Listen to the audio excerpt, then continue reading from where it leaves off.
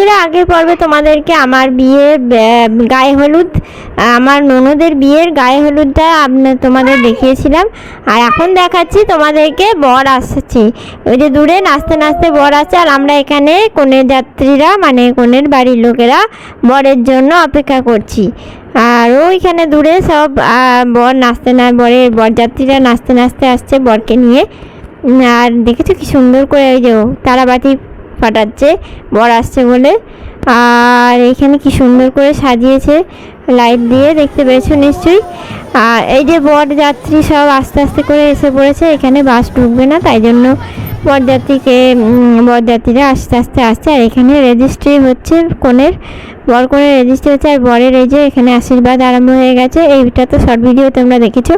আর এই যে দেখো এখানে স্টার্টারে ছিল কফি, ফুচকা এবং পকোড়া। তো খুব সুন্দর লেগেছে। আর এখানে মেনুটা ভালো করে তোমরা দেখে নাও।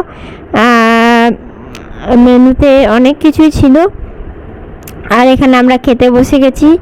আমি আছে, আমার শ্বশুরি আছে, আর আমার একটা ভাসুরপো আছে, আর আমার বর ওই যে বসে রয়েছে হলুদ রঙের পাঞ্জাবি পরে।